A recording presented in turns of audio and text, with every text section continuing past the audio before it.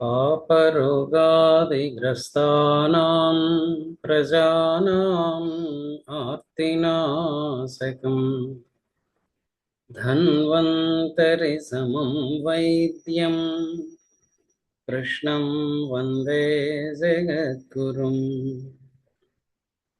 श्रीकृष्णार्यतनूजातं धन्वन्तरि समप्रभम् वराहमिहिराचार्यं सर्वरोगहरं भजे।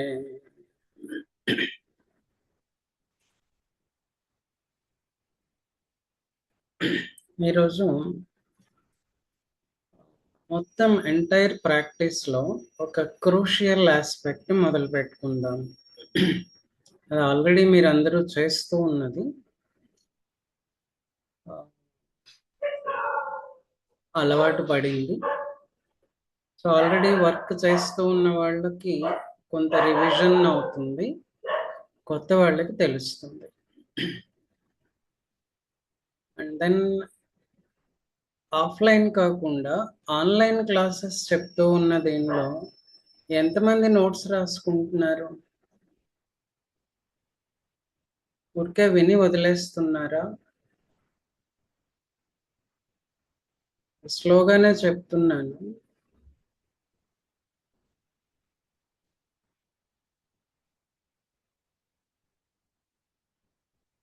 మీరు మాట్లాడితే నేను ముందుకు సాగుతాను. ఎవరెవరు నోట్స్ రాసుకుంటున్నారు అంటున్నాను. నేనైతే కొన్ని రాస్తున్నాను మాస్టర్ గారు, మీరు చెప్పిన సబ్జెక్ట్స్ అన్ని. తర్వాత అంతకుముందు రాశాను సార్, నేను కొన్ని రాసిన, ఇప్పుడు గ్యాప్ వచ్చింది, ఊరికి పోయి ఇచ్చాను, అందరు రాలేదు. మీరు రెగ్యులర్ గా ఉండాలి సార్, లేకపోతే లాభం లేదండి. ఇంకా డిఫరెంట్ అసైన్మెంట్స్ మీకు ఉంటాయి కాదనని, కానీ క్లాస్ కూడాను మనం ఆగుతూ సాగుతూ ఉన్నాం. అంటే based on different pre occupations. దానికి కూడా రెగ్యులర్ గా ఉండకపోతే కష్టం అండి. తర్వాత సార్ దినేష్ చెప్పండి సార్. అది డ్యూటీలో ఉన్నప్పుడు నోట్ చేసుకోవట్లేదు సార్, ఇంటి దగ్గర ఉన్నప్పుడు చేసుకుంటున్నారు సార్. ఇంకా నేను కూడా రాస్తున్నాను గురువు గారు. రామకృష్ణ గారా? ఓకే. అవునండి. ఇంకా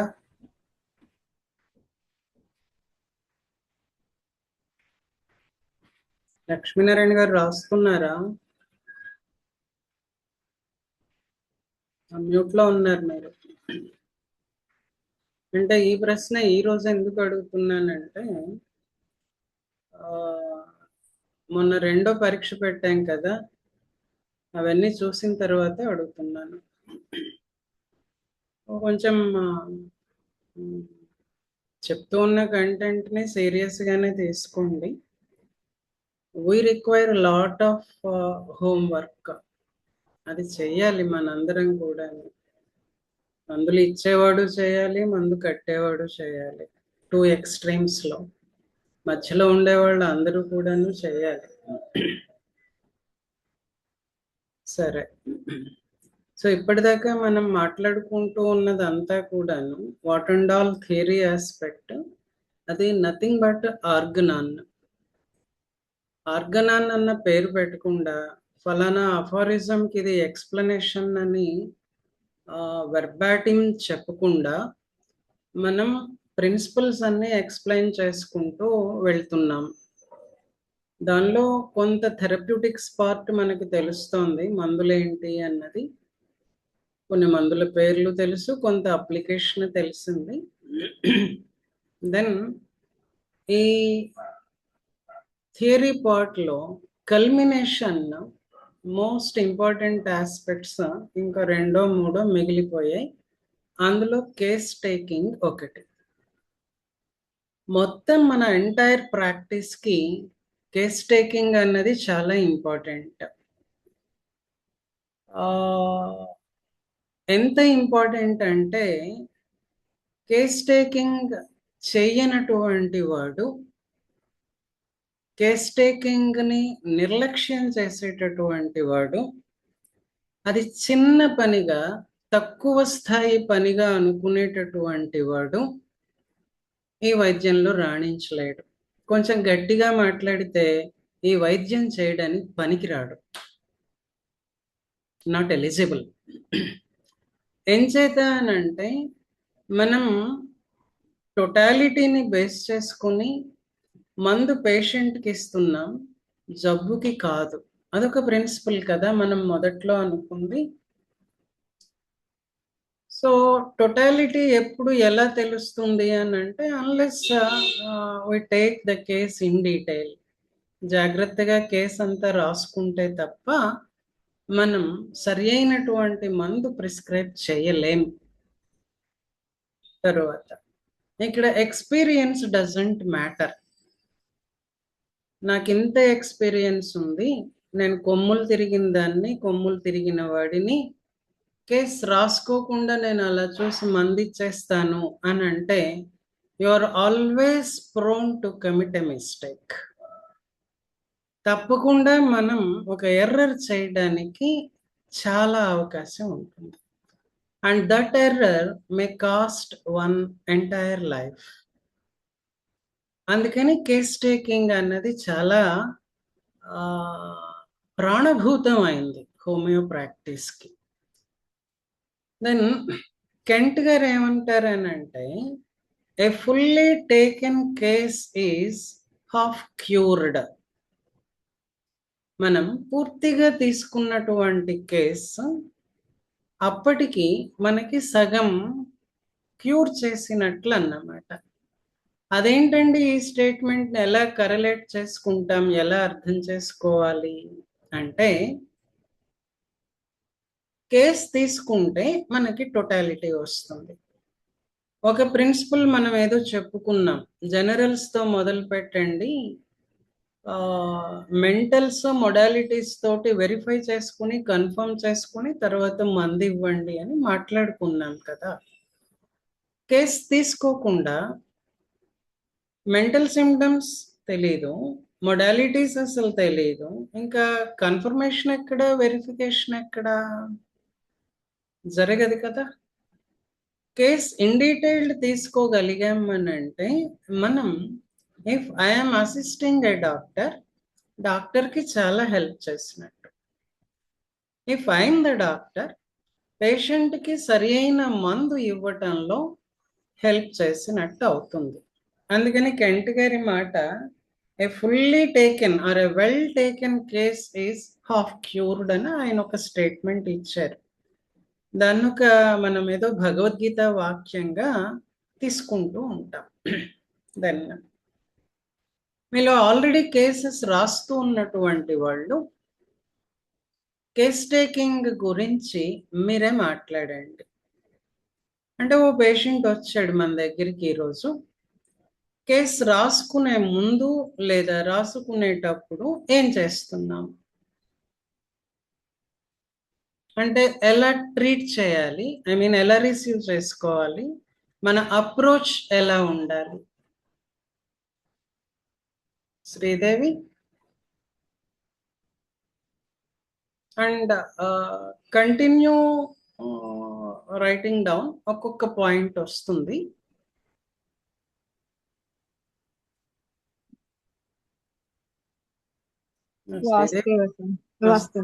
మీరు ఆఫీస్ కాల్లో ఉన్నారా? రెండు ప్యారలల్ అది మ్యూట్ లో పెట్టాను సార్. ఓకే, మీరు అక్కడ కాన్సన్ట్రేట్ చేయండి. ఇది రికార్డ్ అవుతుంది, తర్వాత షేర్ చేస్తాను. ఓకే. అండ్ రామకృష్ణ గారు,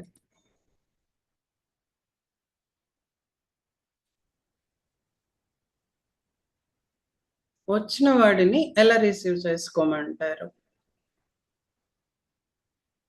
సార్, ముందు వాళ్ళని ఫస్ట్ అతనికి ఏ జబ్బు ఉందో తెలుసుకుంటాము, అతని పేరు అన్ని వివరాలు రాసుకుంటాము. తర్వాత అతని మెయిన్ జబ్బు ఏందో ముందు కనుక్కుంటాము. ఆ తర్వాత అతను అంతకుముందు ఏదైనా మెడిసిన్స్ వాడాడా, దేని మీద ఎలా వాడాడు, ఉమ్, లేదంటే ఏదైనా హాస్పిటల్కి వెళ్ళి ఉంటే అతని రిపోర్ట్స్ అవన్నీ ఉమ్, చూడడం. తర్వాత ప్రజెంట్ అతనికి ఇంకేమైనా ప్రాబ్లమ్స్ ఉన్నాయేమో కనుక్కోవడం. ఉమ్, ప్రతి ఒక్కరూ ఒక జబ్బు చెప్పి ఇంకా మాకేం లేవే, మాకే జబ్బు లేదు అంతే అంటారు. ఉమ్, కానీ వాళ్ళని ఒక్కొక్క క్వశ్చన్ వేస్తుంటే ఉమ్, ఒక్కోటి బయటపడతాయి. వాళ్ళని ఉమ్. ఆ, ఒక రకంగా చెప్పాలంటే బాగా ఇన్ఫ్లుయెన్స్ చేసి మనం టెస్ట్ తీసుకోవాలా. ఏమన్నారు? అతనికి మంచిగా మాటలు చెప్పి ఉమ్, ఉమ్, ఇంకేదన్నా ఉందా అని అడుగుతుంటే అతను ఏమీ లేవంటుంటాడు. ఉమ్, తరచూ మీకు జలుబు చేస్తుందా, లేకపోతే మీకు టైఫాయిడ్ వస్తుందా, చిన్నప్పుడు ఏమన్నా మీకు అమ్మవారు పూసిందా, ఇలాంటి క్వశ్చన్ వేస్తూ ఉంటే కొంచెం అతనికి ఇంట్రెస్ట్ పెరిగి కొందరు చెప్తారు. ఓకే, మీరు చెప్తుంది కరెక్ట్. అక్కడ ఆగుదాం. ఇంకెవరైనా? ప్రసన్న గారు, మీరు కేస్ షీట్లు రాస్తున్నారమ్మా?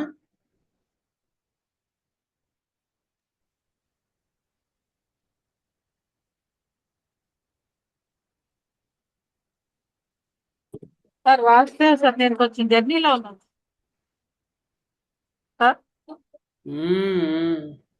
జర్నీలో ఉన్నాను సార్, వింటున్నాను క్లాస్. సో ఇలా అయితే మనం ఆఫ్లైన్ క్లాస్ ఆపేసి ఆన్లైన్ క్లాస్ ఆపేసి ఆఫ్లైన్కి వెళ్ళిపోదాం. ఓకే సార్, ఆ? అలాగే sir. So requesting all of you to open your first videos. First first వాళ్ళ పేరు, వయసు అన్ని కెమెరాస్ నోట్ ఓపెన్ చేసి చేయండి. ఫస్ట్ వాళ్ళ పేరు, దినేష్ వయసు గారు, అన్ని మీరు నోట్ ఎక్కడ చేసుకుంటాం ఉన్నారు? సార్.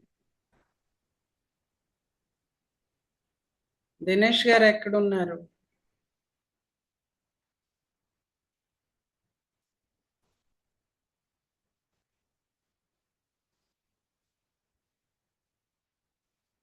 నో.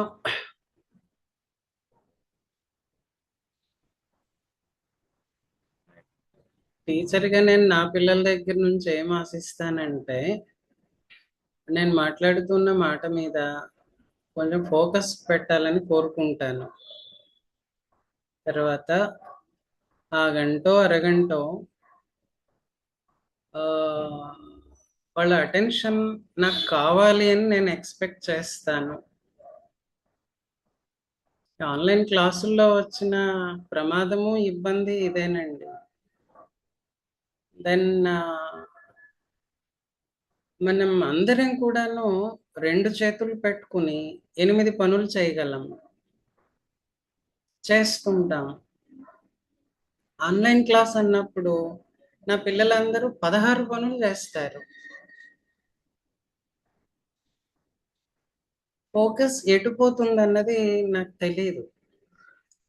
అందుకని నా కాలేజ్లో ఆన్లైన్ క్లాసులు చెప్పేటప్పుడు అంతా నా అంత చెడ్డవాడు లేడని పేరు జిల్లా అంతా కూడా. అంచేతంటే వీడియో ఆన్ చేయమంటూ ఉంటాను.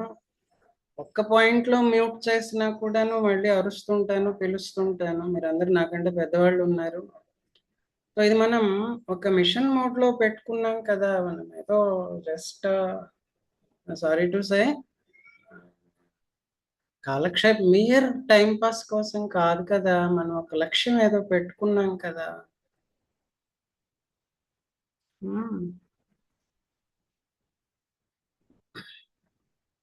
ఓకే, అందుకే మిగతావి అడ్జస్ట్ చేసుకోండి అని నేను మధ్య మధ్యలో రిక్వెస్ట్ చేస్తూ ఉన్నాను.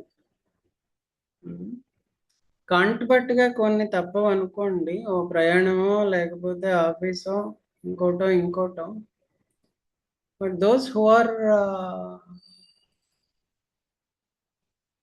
able to adjust their time and keep away all other work, వాళ్ళు ఫోకస్ పెట్టండి. సరే, ఇంకెవరైనా ఏమైనా చెప్తారా?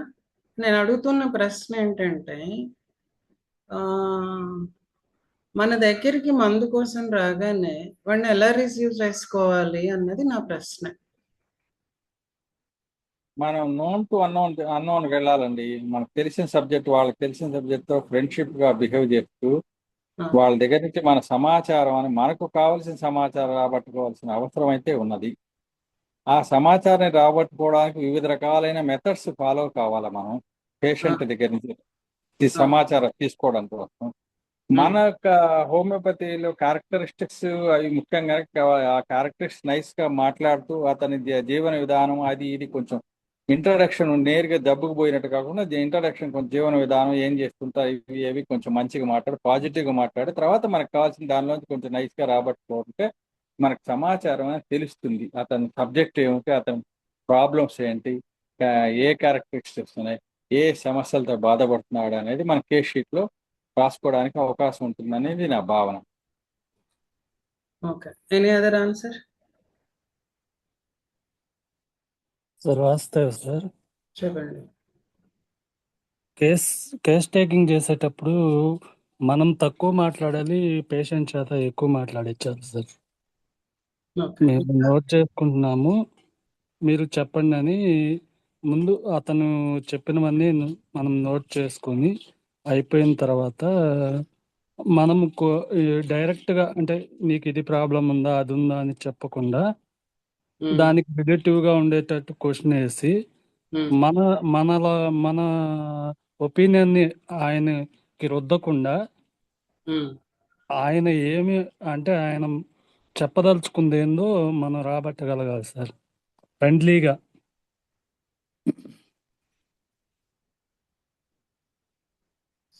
ఓకే. ఇంకా కేస్ షీట్లు రాస్తున్న వాళ్ళు స్వర్ణ.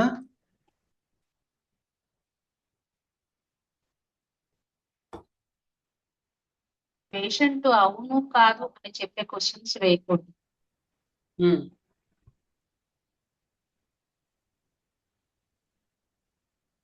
ఇంకా హజీరా.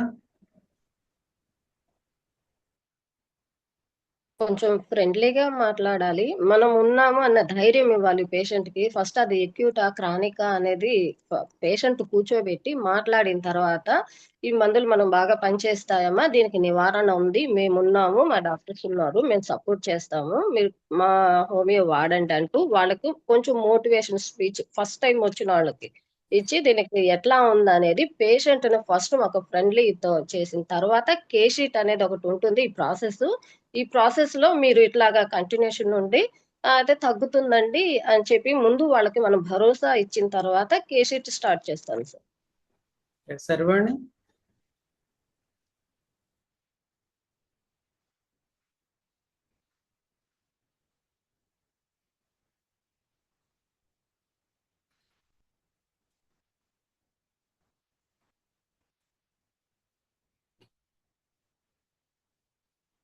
ఓకే.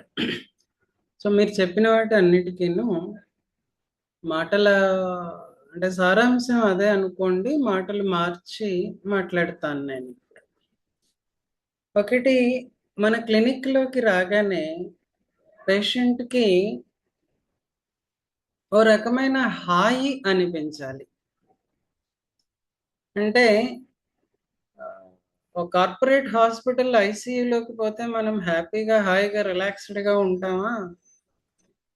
ఐసీయూ దాకా వద్దు, మామూలుగానే ఒక హాస్పిటల్కి వెళ్ళాము అనుకోండి, పరిస్థితి ఎలా ఉంటుంది అంటే బయట 120 బీపీ ఉన్నవాడికి లోపలికి పోగానే 130కి వెళ్ళిపోతుంది. ఒకటి,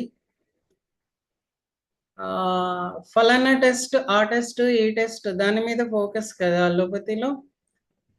ఆ టెస్ట్లు చేయించుకునే దగ్గర ఒక భయం ఉంటుంది. టెస్ట్ రిపోర్ట్స్ చూసి డాక్టర్ ఏం చెప్తారో అన్నటువంటి భయం ఉంటుంది. ఈ భయం వాడిని కుంగతీస్తుంది. మన క్లినిక్స్లో వీటన్నింటికి క్వైట్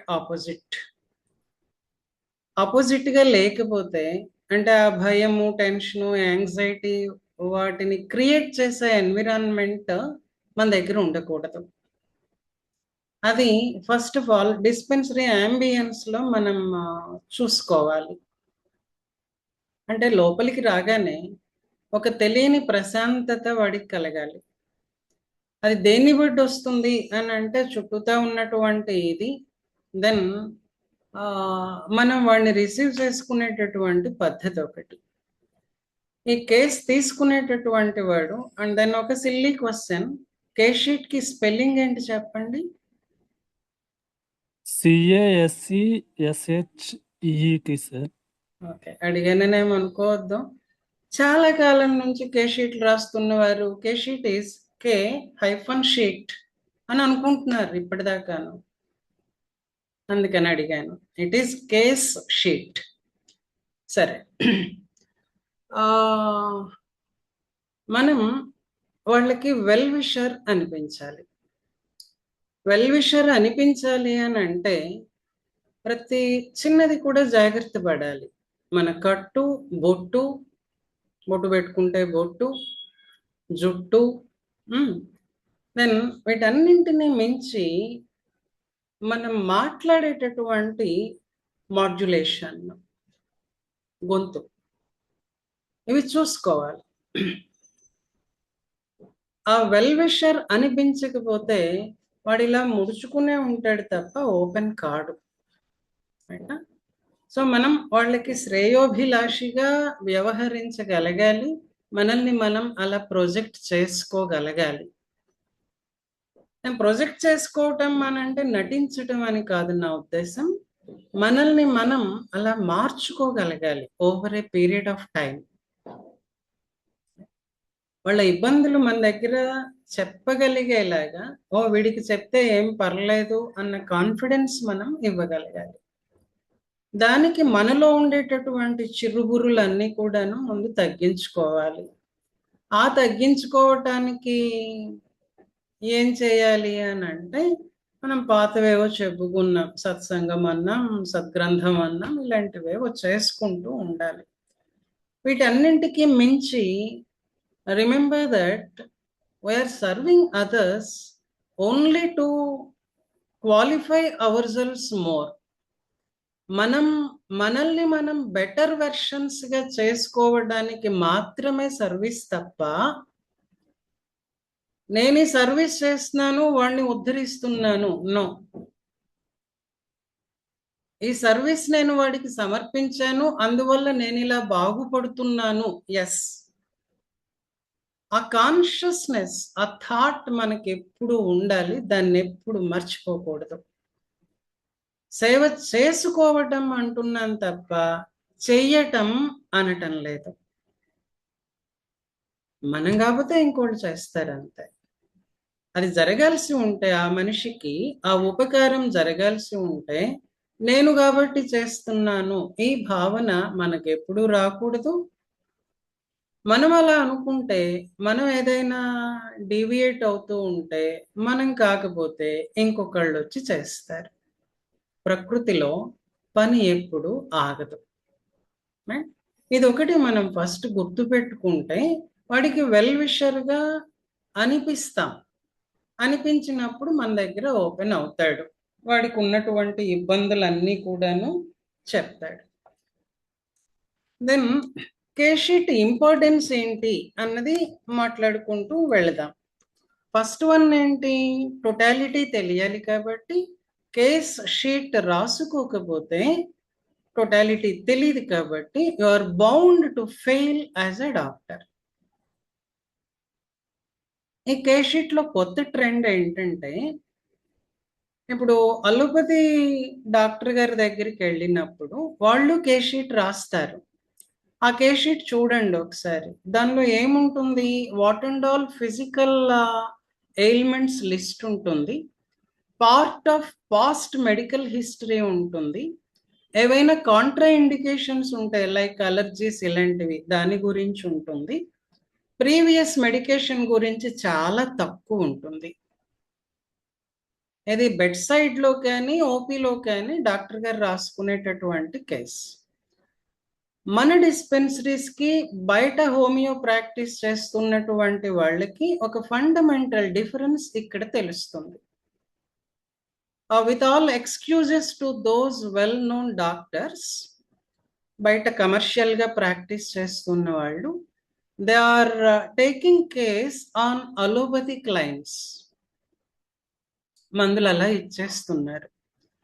మన డిస్పెన్సరీస్లో exclusively we depend on classical homeopathic principles. వాళ్ళు ఏం చెప్పారో దాన్ని పాటిస్తున్నాం. మాస్టర్ గారు అదే చెప్పారు, దాన్ని స్ట్రిక్ట్గా ఫాలో అయ్యేలాగా చెప్పారు, ఫాలో అయ్యేటట్లుగా చేస్తున్నారు. దెన్ సో టోటాలిటీ కావాలి అని అంటే కేస్ షీట్ ఉండాలి. దెన్ పర్టికులర్గా క్రానిక్ డిసీజ్ ట్రీట్మెంట్ చేస్తూ ఉన్నప్పుడు కేస్ ఎటు పోతున్నది, ఏ దారిలో నడుస్తున్నాం, ఏం మందు వేస్తున్నాం, ఆ మందు రిజల్ట్ ఏంటి, దాని ప్రోగ్నోసిస్ ఏంటి, ప్రొఫైలాక్సిస్ ఏంటి, నెక్స్ట్ ఏం మందు వేసుకోను, రిపీట్ చేయనా వద్దా, కాంప్లిమెంటరీ మెడిసిన్ వేయినా, యాంటీడోట్ చేయనా, ఇవన్నీ మనకి తెలియాలి అని అంటే ఐ మీన్ టు సే ఆ వచ్చినటువంటి మనిషి యొక్క హెల్త్ మీద మనకి టోటల్ కన్సర్న్ ఉండి వాడికి ఇస్తున్నటువంటి వైద్యం మీద మనకి కంప్లీట్ గ్రిప్ ఉండాలి అని అంటే, దాన్ని ఇంకొక చోట అప్లై చేసుకోవాలి అని అంటే, unless we take the case, unless we study the case, we are bound to fail. ప్రత్యేకించి క్రానిక్ డిసీజెస్ ట్రీట్మెంట్, అక్యూట్ డిసీజెస్లో కూడాను అవసరం అది కేస్ షీట్ తీసుకోవటం అన్నది. That depends on the condition. Already మన దగ్గరికి వచ్చే వాళ్ళు అందరూ కూడాను ఎప్పటి నుంచో మందు వాడుతున్న వాళ్ళే ఉంటారు. అప్పటికప్పుడు ఏదో ముంచుకుపోయే అక్యూట్ డిసీజ్లో మందు ఇవ్వమని అడిగేటటువంటి వాళ్ళు బాగా తక్కువ నాకు తెలిసి. అప్పుడు కూడాను మనం బెడ్ సైడ్లో ఏం జరిగింది అన్న దాంతో మొదలు పెట్టుకుని ఎలా ఉంది అన్నదంతా రాసుకోవాలి. అక్యూట్లో కూడాను సపోజ్ జ్వరం వచ్చింది, ఎందుకు వచ్చిందో కనుక్కున్నాం, సిమ్టమ్స్ ఏవో కనుక్కున్నాం, బ్రయోనియానో ఆర్నికానో లేకపోతే బ్యాసిలినమో వేసాము. ఆ చిన్న చీటీలోనైనా ఇది లేకపోతే కాజేషన్తో మొదలు పెట్టుకుని అది I mean to say abridged form of case sheet అనుకోండి. అది లేకపోతే again we are bound to fail. మందులు మార్చుకుంటూ ఉంటాం, కన్ఫ్యూజ్ అయిపోతాం. So importance of taking case ఒకటి, కెంట్ ఇచ్చినటువంటి ఒక డిక్టమ్, దాన్ని మైండ్లో పెట్టుకోవాలి. Well taken case is half cured. కానీ ఎందుకు కావాలి కేస్ షీట్? డాక్టర్గా నేను సక్సెస్ అవ్వాలంటే కావాలి. కొంచెం పిన్ పాయింటెడ్గా చెప్తారా? ఫస్ట్ పాయింట్, టోటాలిటీ తెలుసుకోవాలంటే కేస్ షీట్ ఉండాలి. సెకండ్ పాయింట్, సిమిలిమంకి అరైవ్ కావాలంటే, అంటే ఇండికేటెడ్ రెమెడీ ఏంటో తెలుసుకోవాలి అంటే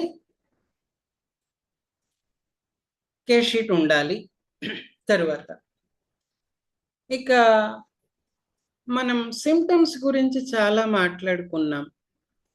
ఏ సిమ్టమ్ తగ్గుతోంది, అలానే హెరింగ్స్ లాస్ అన్నో న్యాచురల్గా జరుగుతూ ఉన్న క్యూర్, లా ఆఫ్ క్యూర్ అన్నది మాట్లాడుకున్నాం. అది క్రాస్ చెక్ చేసుకోవాలి అని అంటే కేస్ షీట్ కావాలి. అంటే సక్రమంగా జరుగుతుందా లేదా అన్నది ఎప్పటికప్పుడు అసెస్ చేసుకోవాలి అని అంటే కేస్ షీట్ కావాలి. And then to decide the potency, to decide the right correct potency, case sheet లేకుండా చేయలేం. ఇంకా మనమైతే కేస్ షీట్స్ ట్రాన్స్ఫర్ చేస్తున్నామండి. ఒక చోట అవసరమైతే ఇంకొక చోటుకి, ఒక చోట నుంచి ఇంకొక చోటుకి ఇస్తున్నాం. We don't have any reservation. But పేషెంట్కి కేస్ షీట్ ఇవ్వద్దు అన్నటువంటిది ఒక సూత్రం. దెన్ మన దగ్గరికి ఒకళ్ళు వచ్చారు అనుకోండి, ఇంకో డిస్పెన్సరీ నుంచి వచ్చారు అనుకోండి, మనం మళ్ళీ ఇంటర్వ్యూ చేస్తాం. కేస్ షీట్ మనం కొత్తగా రాసుకుంటాం, లేదా అదే కంటిన్యూ చేస్తాం. ప్రీవియస్ మెడికల్ హిస్టరీలో వాడికి ఏ మందు ఎందుకు వేశారు అన్నది తెలుస్తుంది. ఒకటి. కొన్ని సందర్భాల్లో ఏంటంటే, ఇప్పుడు నేను నా ముసుగు మీ ముందు నేనేం తీయటం లేదు. ఐ మీన్ టు సే, నేను నా మంచినే ప్రొజెక్ట్ చేసుకుంటాను. What and all positive aspects in my personality or individuality, దాన్ని ప్రొజెక్ట్ చేస్తాను.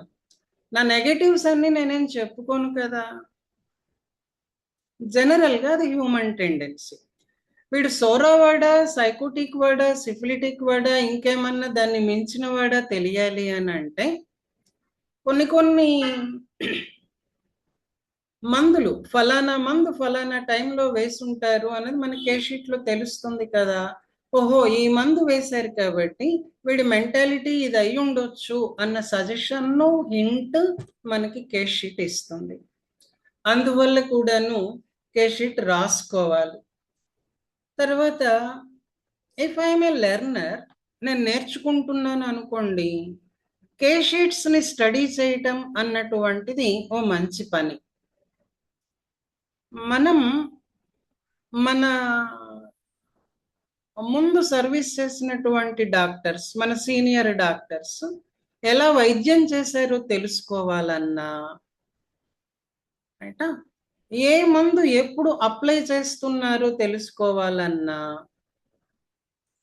దానిలో ఆ అప్లికేషన్లో మెళకువలు తెలుసుకోవాలన్నా కేస్ షీట్ అన్నది ఒక ఇంపార్టెంట్ డాక్యుమెంట్. తర్వాత if you are into research, అంటే మనం హోమియోపతిక్ దీనిలో రీసెర్చ్ చేస్తూ ఉన్నట్లయితే కేస్ షీట్ని స్టడీ చేసుకుంటూ ఉండటం అన్నది that can open new Vistas. మనకి తెలియని విషయాలు కొన్ని బై ఇంట్యూయిషన్ కానివ్వండి, లేకపోతే బై ఇన్స్టింక్ట్ కానివ్వండి, కేస్ షీట్ మనకి తెలుపుతుంది. సో ఇది ఇంపార్టెన్స్ అన్నమాట. మళ్ళీ చూద్దాం.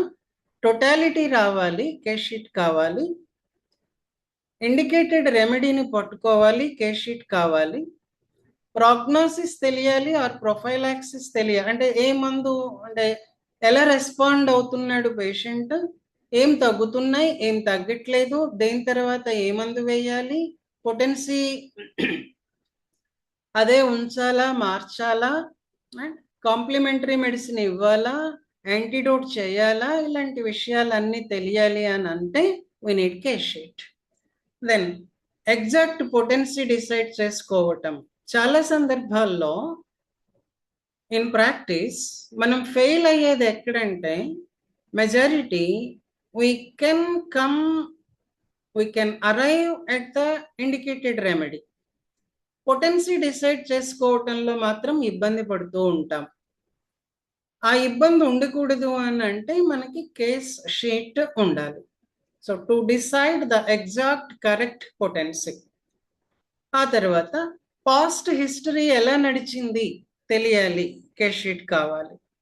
మెంటాలిటీ, వాడంతా చెప్పట్లేదు, దాచిపెట్టుకుంటున్నాడు, మందుని బట్టి రెట్రోస్పెక్టివ్గా వాడి మెంటాలిటీ ఏంటి, ఏ మయాజం ఎక్కువ పాతుకుపోయి ఉంది, ఎలాంటి ఇవి డీవియేషన్స్ ఉన్నాయి విపాకానికి సంబంధించి, అవన్నీ తెలియాలి. We need a case sheet. తర్వాత కొత్త విషయాలు ఏమన్నా మనం డెడ్యూస్ చేస్తామా, ప్రెడిక్ట్ చేస్తామా అనుకున్నా దానికి కూడాను కేస్ షీట్ కావాలి. ఇది కేస్ షీట్ ఇంపార్టెన్స్. నా ఎలా తీసుకోవాలి అన్న ప్రశ్నకి వెళదాం. 9:15కి క్లాస్ ఆపేస్తాను. ఎలా తీసుకోవాలి? ఫస్ట్ వన్ ఏంటి అని అంటే వెల్ విషర్గా ఉండాలి అన్నది ఒక సూత్రం. దానికి ముందు మొదలు పెట్టింది అక్కడే కదా, మన డిస్పెన్సరీ అంబియన్స్ చూసుకోవాలి. దెన్ మన వేషధారణ, భాష చూసుకోవాలి, ముఖ కవళికలు చూసుకోవాలి. ఇక్కడ నటన కాదు నేను అంటున్నది. మనల్ని మనం సాత్విక గుణం వైపు సెల్ఫ్ ట్రైనింగ్ ఒకటి చేసుకోవాలి. కొంత డిస్పెన్సరీలో వర్క్ చేస్తూ ఉంటే ఆటోమేటిక్గా వస్తుంది, కొంత మనం ఎఫర్ట్ పెట్టాలి. సో ఎప్పుడైతే మనం వచ్చినటువంటి వాడికి వెల్ విషర్గా అనిపిస్తామో వాడు తనకున్నటువంటి బాధలన్నీ చెప్పుకొస్తాడు. మీరు అన్నారు కదా మొత్తం కనుక్కోవాలి సార్, లాగేయాలి వాడి దగ్గర నుంచి ఇన్ఫర్మేషన్ అంతాను అంటే, ఎరా నీకు కోపం వస్తుందా అని అడిగితే చెప్పడుగా. ఎరా ఏడుపు వస్తుందా, ఆహా అంటే ఈ మెంటల్ సిమ్టమ్స్గా మనం దేన్నైతే భావిస్తున్నామో అవి బయటికి రావటం అన్నది చాలా కష్టం. మనల్ని నమ్మినప్పుడు 100లో ఏ 5th ఫ్రాక్షనో 10th ఫ్రాక్షనో మాత్రమే బయట పెడతాడు. ఎవరమైనా అంతే ఇన్ జనరల్. మనం కొత్తవాడి ముందు మనకున్న దిగులో, ఏడుపో, బాధో, సంతోషమో, ఇంకొక ఎమోషన్ ఏదైనా ఓని పోసుకోవాల్సిన అవసరం కూడా లేదు. నాకు ఈ కష్టం ఉంది అని చెప్పి 10 మంది దగ్గర ఓని ఎడబోయకూడదు ఎప్పుడు కూడాను. అది డిఫరెంట్ ఆస్పెక్ట్లు అండి. మనం కేషీట్లోకి వద్దాం. సో చెప్పడు కాబట్టి నీ మెంటల్ సిమ్టమ్స్ చెప్పు అని అడిగామనుకోండి, ఇలా పైకి కిందికి చూసి వెళ్ళిపోతాడు. సో పాయింట్ ఏంటనంటే వెల్ విషర్గా అనిపించాలి. దానికి ఏం చేయాలి అన్నది differs from person to person. ముందు నేను నాలో ఉన్నటువంటి అవకరాలని ఐడెంటిఫై చేసుకోవాలి. Be un unbiased judge. నిష్పక్షపాతంగా మన పర్సనాలిటీలో ఉన్నటువంటి లోపాలు ఏంటి అన్నది గుర్తించాలి. ఇక్కడ మొదలు పెట్టాలి కేషీట్ రాయటం అన్న పాయింట్. దాన్ని అవకరం అంటే ఏం లేదు, పక్కవాడి గురించి నేను అసూయపడుతున్నాను, తగ్గించుకోవాలి. ఈర్ష్యపడుతున్నాను, తగ్గించుకోవాలి. వాడిని ఏదో చేద్దాం అనుకుంటున్నాను, ఇలాంటివి ఉంటాయి కదా, వాటిని వీలైనంత మినిమైజ్ చేసుకుంటూ we have to free ourselves from those negative shades. అది చేసుకోవాలి. చేసుకుంటే we can excel in this service. మన ద్వారా చాలా మేలు జరుగుతుంది సమాజానికి, ప్రపంచానికి కూడా. మరి ఈ ఇంట్రోస్పెక్షన్ మనం చేసుకుంటూ ఉంటామా అని అంటే ఉండాలి. చేసుకోలేకపోతే ఓ బెటర్ హ్యూమన్ బీయింగ్గా మనల్ని మనం క్వాలిఫై చేసుకోలేం. అక్కడ సర్వీస్ కొంతే చేయగలుగుతాం. దీన్ని గుర్తు పెట్టుకుని ఇక మొదలు పెడదాం. వచ్చినటువంటి వాడిని ఎప్పుడూ కూడాను చిన్న చూపు చూడకూడదు. వేషాన్ని బట్టి, భాషని బట్టి, మాటని బట్టి ఎప్పుడూ కూడాను వాటిని చిన్న చూపు చూడకూడదు. దీనికి అవతలి ఎక్స్ట్రీమ్, ఓ పెద్ద అధికారి వచ్చాడు, ఓ పెద్ద సెలబ్రిటీ వచ్చాడు, సామాన్యుడిలాగా ట్రీట్ చేయగలగాలి. లేదు సార్ నేను కుర్చీలోంచి లేచి నిలబడతాను ఆయనకి గౌరవ సూచకంగా, ఓకే వెల్ అండ్ గుడ్. కానీ మిగతా వాళ్ళు తక్కువని, ఈ వచ్చిన వాడు చాలా పెద్దవాడు ఎక్కువని అది మనం ప్రొజెక్షన్ డిస్పెన్సరీలో ఇవ్వకూడదు. అంటే మనం ఒక న్యూట్రల్ లెవెల్ని మెయింటైన్ చేసుకుంటూ ఉండాలి. దాన్నే అక్కడ పాటించాలి.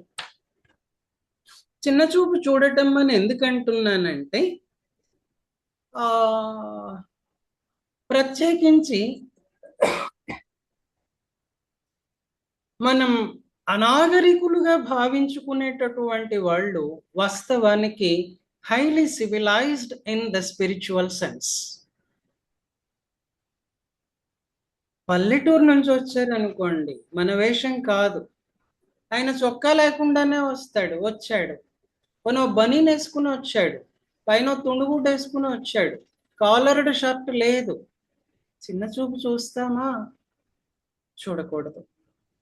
ఆయన ల్యాండ్ రోవర్లో దిగాడు, ఓ ఇలా చూస్తామా? కూడదు. ఈ రెండింటి దగ్గర కేషీట్ తీసుకునేటటువంటి వాడు, అలానే డాక్టర్ చాలాసార్లు ఫెయిల్ అవుతుంటారు. అది ఆ తేడాల మీద, ఆ భేదాల మీద మన దృష్టి పడకూడదు, పోకూడదు. నా ఆ వాతావరణాన్ని బట్టి వాడికి కొంచెం మంచినీళ్ళు ఇద్దాం. మజ్జిగలు, టీలు, కాఫీలు కాదు, మంచినీళ్ళు ఇద్దాం. కాస్త నా మొహంలో అయితే నవ్వు కనపడదు, అరుదుగా కనపడుతుంది, కాస్త నవ్వు మొహంతో పలకరిద్దాం. రైట్? తరువాత నెక్స్ట్ స్టెప్ ఏంటంటే మనం ఎలా వైద్యం చేస్తున్నాం అన్నది వాళ్ళకి ముందు బ్రీఫ్గా చెప్పాలి. గంట ఉపన్యాసం దంచకూడదు. అంటే కేషీట్ రాసుకోవడానికి ఆన్ అన్ యావరేజ్ సరిగ్గా రాసుకోవటానికి 40 minutes టైం పడుతుంది, ఆర్ 30 to 1 hour టైం పడుతుంది అనుకోండి. 30 minutes నుంచి గంట పడుతుంది అనుకోండి. ఆ 30 minutes స్పాన్లో మన సిస్టమ్ ఇది, మనం వైద్యం చేసే పద్ధతి ఇది అన్నది బ్రీఫ్గా 3-4 నిమిషాల్లోనూ చెప్పగలగాలి. ఒక ప్రశ్న బుల్లెట్ లాగా వస్తుంది పేషెంట్స్ దగ్గర నుంచి. ఏం సార్ ఈ వివరాలన్నీ అడుగుతారు మీరు, అక్కడ అడగలేదే? ఎదురైందా ఈ ప్రశ్న? చాలా సార్లు ఎదురై ఉంటుంది మీకు. ఎందుకు ఇవన్నీ మీకు? నా బాధ ఇది, కడుపు నొప్పి, కాలు నొప్పి, నొప్పి అని చెప్తున్నా కదా, మంది ఇవ్వు అంతే. ఇవన్నీ ఎందుకు మీకు? నాకు కోపం ఎట్లుంటే నీకెందుకు, నాకు అప్పట్లో బాధ పుడితే నీకెందుకు, మా ఇంట్లో ఏ అనారోగ్యం ఉంటే నీకేం పని, ఏం చేస్తావు ఈ డీటెయిల్స్ తోటి? అవన్నీ చెప్పాలి అని అంటే ఇందాక అన్నట్టుగా మనం వెల్ విషర్గా అనిపించాలి. ఈ చెప్తున్న సమాచారం ఎక్కడికి లీక్ అవ్వదు అన్నది వాడికి కాన్ఫిడెన్స్ ఇవ్వాలి. కేషీట్ ఎందుకు రాసుకుంటున్నామో కూడా వాడికి చెప్పాలి. ఈ చెప్పేటప్పుడు మాట కటువుగా రాకూడదు, ఓ డిప్రెస్డ్ టోన్ రాకూడదు, మనం డల్గా ఉన్నట్టు అనిపించకూడదు, మనమే ఏడుపు మొహంతో ఉండకూడదు.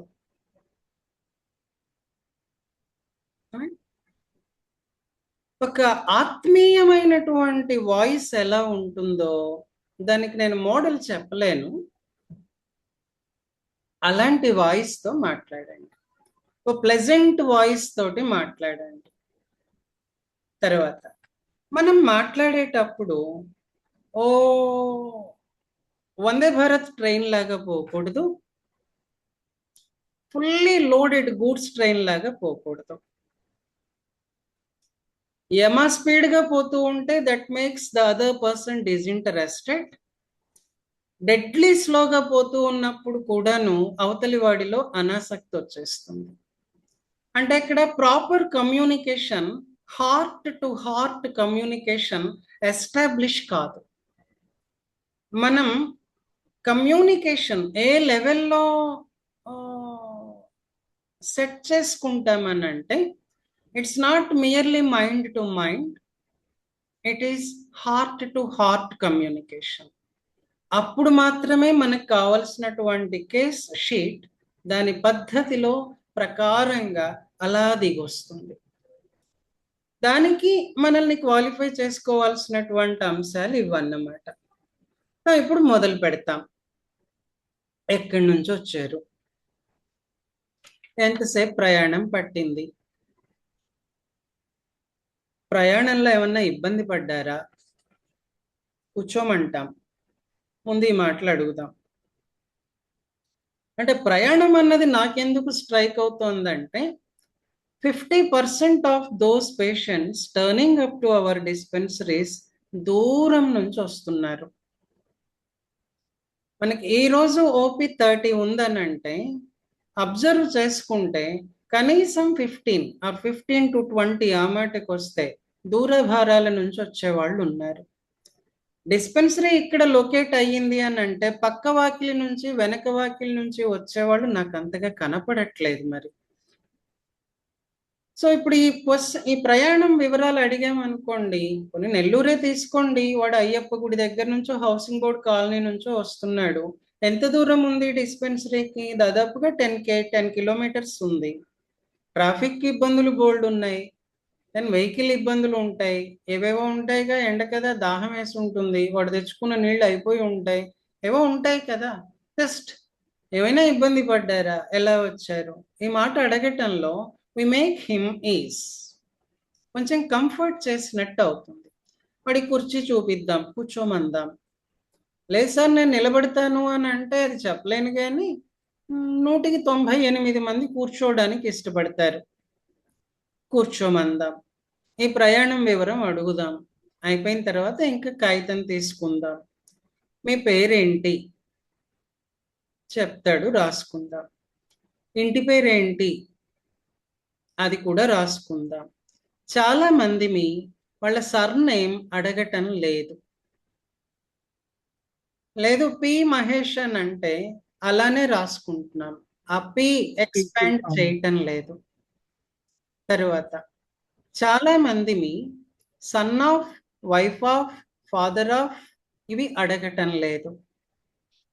అంటే నేను నోటీస్ చేస్తున్నవే చెప్తున్నాను. అది తీసుకోవాలి.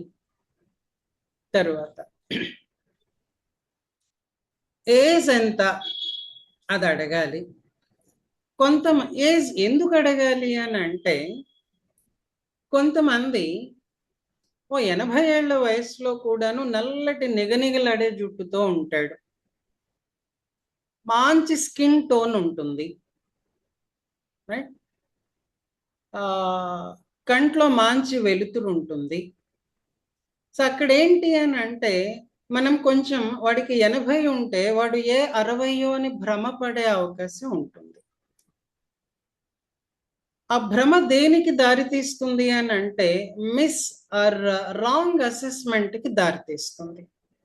తరువాత ఇంకొకడు ఉన్నాడు, వాడు 40 ఏళ్ల వాడు. 40 ఏళ్ల వాడికి చర్మం అంతా ముడతలు పడిపోయింది, జుట్టు తెల్లబడిపోయింది, రాలిపోయింది, బట్టబుర్ర వచ్చేసింది. వాడిని అడగకుండా ఓహో వీడికి ఒక 60 ఏళ్ళు ఉంటాయిలే అని మనం అంచనా వేసుకున్నాం అనుకోండి, there is a chance of committing a mistake. అందుకని నోరు తెరిచి ఏజ్ ఎంత అని అడగాలి. ఇదిగో ఈ ఆడవాళ్ళందరూ ఉన్నారు చూడండి, వాళ్ళకి 48 ఏళ్ళో 50 ఏళ్ళో ఉంటే అబ్బాయి ఎంత సార్ మొన్నే 30, 31, 2 వచ్చిందంటారు. అది పెద్ద సమస్య. బట్ అఫ్ కోర్స్ నేనేం చేస్తానంటే, లేడీస్ వాళ్ళ ఏజ్ చెప్పినప్పుడు ప్రత్యేకించి కొన్ని కుటుంబాల్లో వాళ్ళు డేట్ ఆఫ్ బర్త్లు ఇవేం రాసుకోరు. అప్పుడు గురకొయ్యలు వచ్చినాయి సార్, అప్పుడు పుట్టింది పిల్ల అని చెప్తుంది వాళ్ళ అమ్మ. అంటే ఆ జ్ఞానం కొంచెం ఉండాలి మనకి, అదేంటో మళ్ళీ చూద్దాం. లేదా సందేళ్ళు పుట్టింది సార్, వీడేమో మొన్న సాగర్ కెనాల్కి నీళ్లు వదిలినారు కదా సార్, అప్పుడు పుట్టాడు సార్. ఇలా ఉంటాయి. ఐ మీన్ టు సే, నక్షత్రాలు, సూర్యోదయ సూర్యాస్తమయాలు, మన లొకాలిటీలో జరిగేటటువంటి రొటీన్, ప్రత్యేకించి అగ్రికల్చర్ రిలేటెడ్ యాక్టివిటీస్ మీద మనకు కొంచెం అవగాహన ఉండాలి. మనం బాగా చేస్తున్నాం కానీ అవి తెలిసినప్పుడు ఇంకొంచెం బాగా చేసుకోగలుగుతాం. సరే, ఏజ్ అడిగాం, చెప్పారు, నోట్ చేసుకున్నాం. ఆ తరువాత మిగతా వాళ్ళు అడగరు కానీ మన డిస్పెన్సరీస్లో వాళ్ళు పుట్టిన టైము, పుట్టిన ప్లేస్, పుట్టిన డేట్ ఇవి అడుగుతాం. నోట్ చేయండి. మనం 50-50గా ఉంది మన డిస్పెన్సరీలో. అందరం చేయటం లేదు, కొంతమంది చెప్పలేకపోవటం, కొంత ఓవర్లుక్ చేయటం. ఇది ఎందుకు కావాలి అని అంటే, over a period of time మనం మెడికల్ ఆస్ట్రాలజీ కూడా కొన్ని క్లాసులు చెప్పుకుంటాం. జస్ట్ బేసిక్గా చెరువులో ముంచటానికి ఆ మొదటి 2 అడుగులే, అంతవరకే చెప్తాను. ఒక కేసు మెలిక పడిపోతుంది అనుకోండి, మనం టోటాలిటీ తీసుకున్నాం, ఇండికేటెడ్ రెమెడీ తపస్సు చేసి డిసైడ్ చేసాం, రెపర్టరైజ్ చేసుకుంటున్నాం, మెటీరియా మెడికా చదువుకుంటున్నాం, కేస్ షీట్ మళ్ళీ తిరగేసుకుంటున్నాం, ప్రోగ్నోసిస్ చూస్తున్నాం. ఈవెన్ దెన్ మనకి అది కేస్ ఎక్కడుందో తెలియట్లేదు అనుకోండి, గజిబిజిగా ఉందనుకోండి, లేదా కొన్ని జన్మతః వచ్చినటువంటి వ్యాధులకి ట్రీట్మెంట్ ఇచ్చేటప్పుడు ఈ ఆస్ట్రాలజికల్ ఫినామినన్ కూడా మనకి కొంచెం తెలిస్తే, మొత్తం తెలియక్కర్లేదు, మెడికల్ ఆస్ట్రాలజీ వరకు తెలిస్తే వీ కెన్ డూ వండర్స్. అందుకని ఏంటి అని అంటే, మన అన్ని డిస్పెన్సరీస్లో ఈ ప్రాక్టీస్ ఉంది. We take the date of birth, place of birth and time of birth, go to the chart, zodiac chart చూసుకుంటాం, దాన్ని ఎక్కడ ఎర్రర్ ఉన్నది అన్నది ఒక అసెస్మెంట్ తీసుకుంటాం, దాన్ని బట్టి కూడా మంది ఆలోచిస్తాం. ఇది కొంచెం ముందుకెళ్ళాక జాగ్రత్తగా చెప్పాల్సిన విషయం, అందుకని ఇప్పుడే మనం చెప్పట్లే. ఎందుకు కావాలి సార్ వాడు పుట్టిన టైము మనకని అంటే పర్పస్ ఇది. తర్వాత వీటితో పాటుగా వాడు ఏం చేస్తాడు అన్నది అడగాలి. ఇది కూడా మిస్సింగ్ ఎలిమెంట్ మన కేస్ టేకింగ్ లో. ఎందుకలా? వాడు ఏం చేస్తే మనకేంటి? వాడు చెప్తున్నాడు కదా నాకు ఇది బాగలేదని.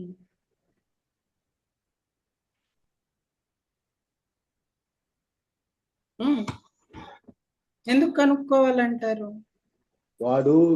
అతను చేసే పనిని బట్టి వచ్చే అనారోగ్యాలు కొన్ని తెలుస్తాయి మనకి. రైట్, ఎగ్జాక్ట్లీ అంతే అండి. అంటే కొన్ని ప్లేసెస్ లో ఎక్కువ టైం గడిపేటటువంటి వాడు is prone to certain diseases. మన దగ్గరికి ఒక ఆయన వస్తారు, ఆయన ఐ మీన్ యాస్బెస్టాస్ అయినా, అది వినాయకుడి బొమ్మలు చేస్తారు చూడండి, ప్లాస్టర్ ఆఫ్ ప్యారిస్ అది ఉంది కదా, అది ఆయన పని. ఆయనకి ఎప్పుడు కూడాను రెస్పిరేటరీ కంప్లైంట్ ఉంటుంది. వృత్తి ఏంటి అన్నది తెలిస్తే అంటే కాజేషన్ మనం కనుక్కోవచ్చు అన్నమాట. అందుకని ఆక్యుపేషన్ ఏంటి అన్నది కనుక్కోవాలి. ఇప్పటికీ ఫస్ట్ 2 steps 1.5 step అయ్యింది. రిసీవ్ చేసుకున్నాం.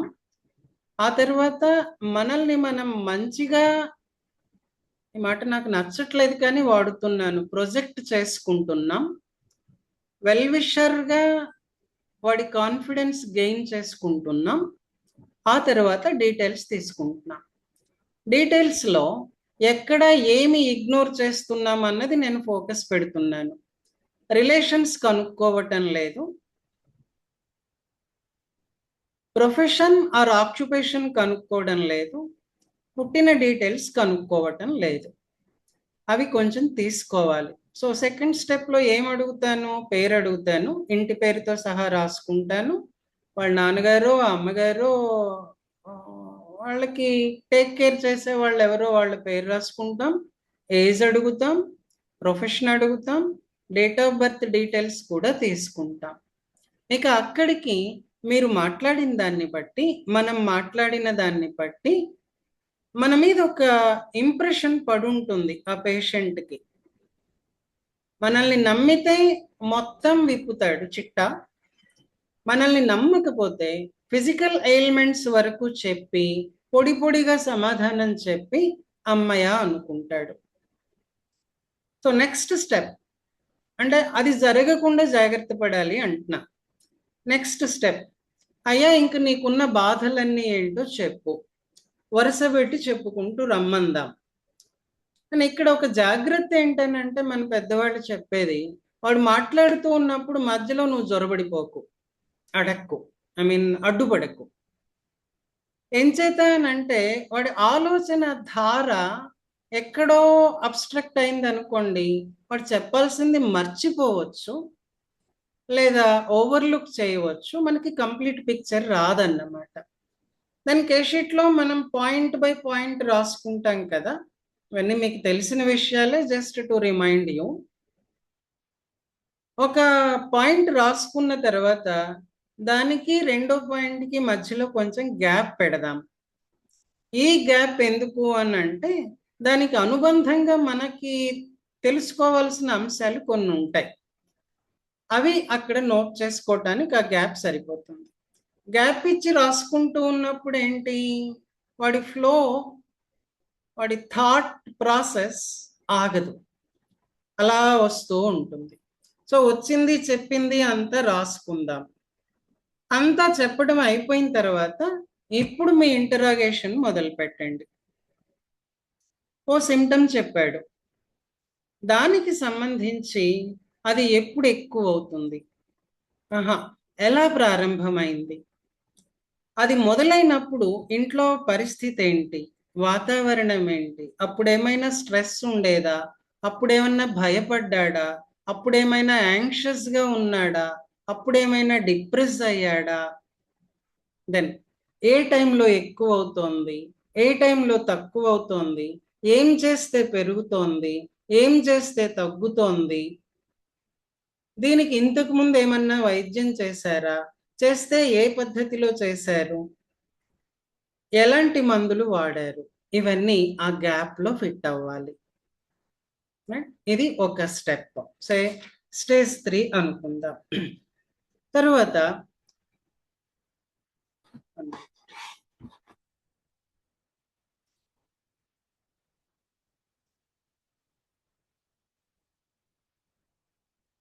కొంతమంది మనం అడుగుతూ ఉంటే అడిగిన దానికి పిన్ పాయింటెడ్గా ఆన్సర్ చెప్తారు, సంభాషణ సాగదు, వాడు మాట్లాడే తీరు అలానే ఉంటుంది.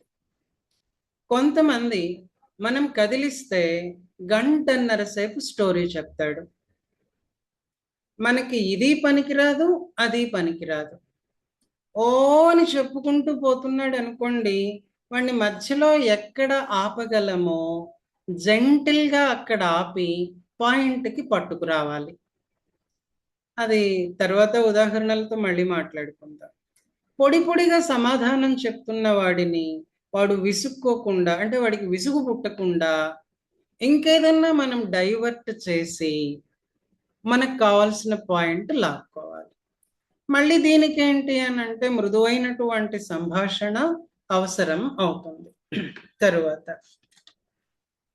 ఇది ఒక స్టేజ్ అనుకోండి. ఇంకా మొదలు పెడదాం.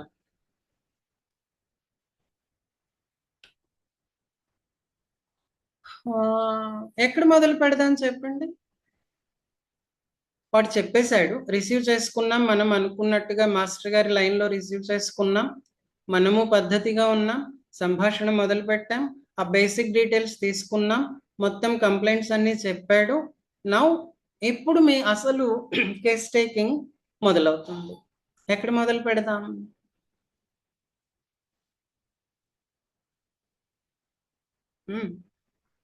ఆల్రెడీ చేస్తున్న వాళ్ళు మాట్లాడితే నాకు కొంచెం లీడ్ ఇచ్చినట్టు.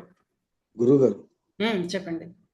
ప్రజెంట్ అతనికి వచ్చిన వేదన ప్రజెంట్ కనుక్కుంటాము, ఆ తర్వాత ఆ వివరాల్లోకి వెళ్తాము. అంతే. పాస్ట్ హిస్టరీతో ఎవరమ్మా? Sridevi sir. Past history collect చేస్తాము. ఇప్పుడు అతను చెప్పిన బాధలు ఇవి, అంతకు ముందు ఏం బాధలు ఉన్నాయి. ఓకే, ఒక ఆన్సర్ ఏమో పాస్ట్ హిస్టరీ. రామకృష్ణ గారి ఆన్సర్ ఏంటి?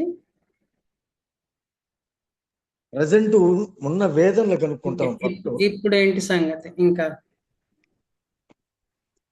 తర్వాత అంతకుముందు ఈ వేదన రాకముందు అతను ఎలా ఉండేవాడు, ఎలా వచ్చింది,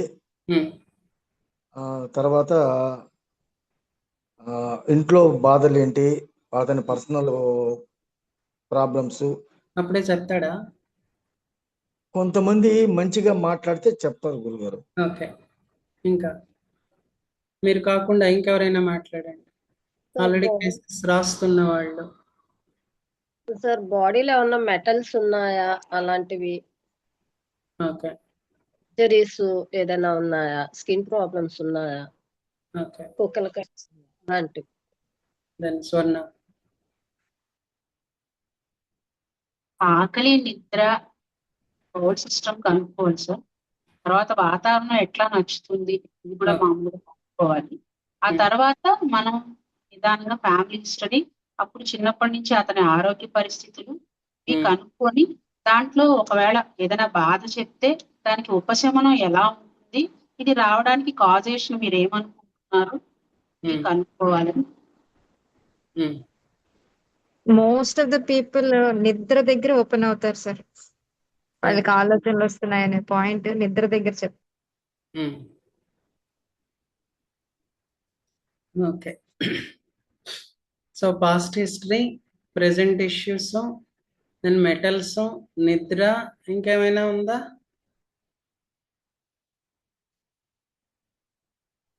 ఫ్యామిలీ హిస్టరీ తీసుకుంటాం సార్. ఫ్యామిలీ హిస్టరీ, ఇంకా పేషెంట్ భయాలు. ఓకే, దేనికి భయపడుతున్నారు? ఇంకా ఏ టైంలో భయపడుతున్నారు, కోపం ఉందా, ఓకే. అంటే మీరు కేషీట్లోకి నిజంగా దిగేశారు. నేనైతే ఏం చేస్తానంటే ఈ పాయింట్లో ఈ డీటెయిల్స్ అన్ని బేసిక్ డీటెయిల్స్ తీసుకున్న తర్వాత ఆ పెన్ను పేపర్ అక్కడ పడేస్తా.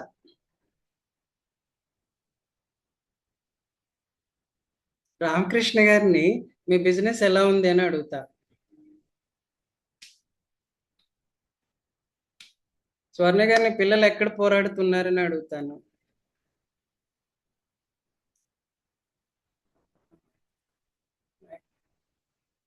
డీవియేట్ అయ్యాను చూడండి. ఇప్పుడు రామకృష్ణ గారిని బిజినెస్ ఎలా ఉంది అని అంటే ఇరాన్ అమెరికా యుద్ధం దగ్గర మొదలుపెట్టి మోడీ గారు బంగారం ఎందుకు కొనొద్దు అంటున్నారో కూడా చెప్పుకొస్తారు. రైటా?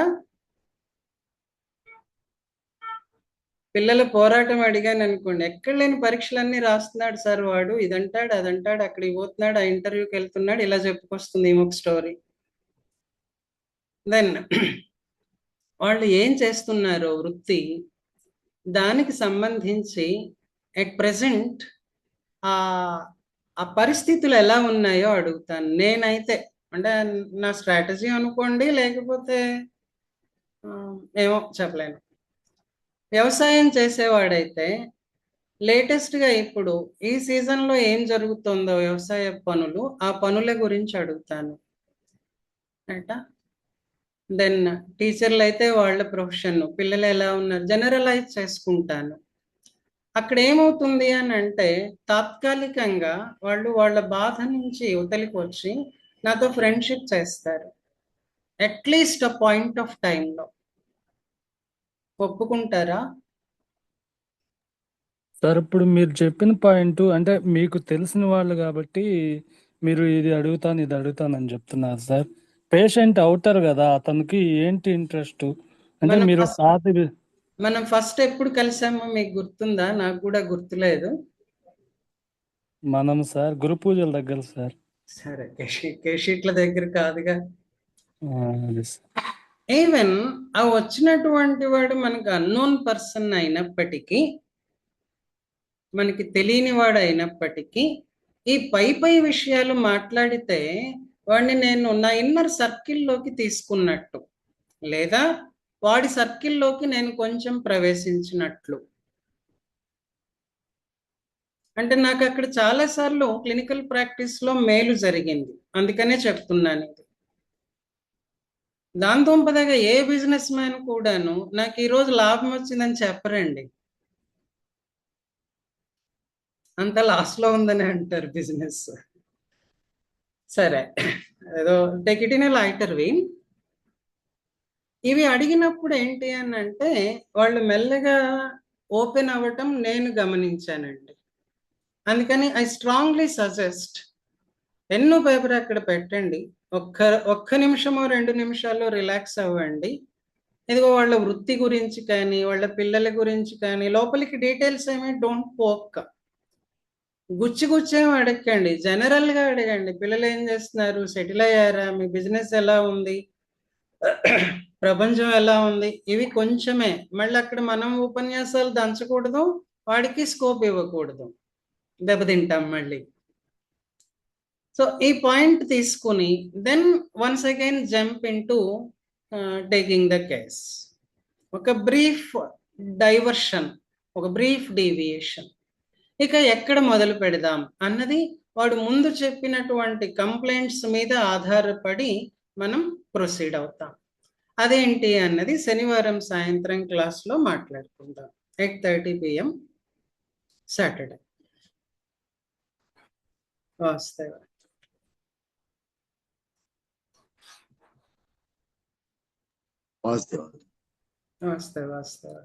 ఇక్కడ ఆపేస్తున్నాను.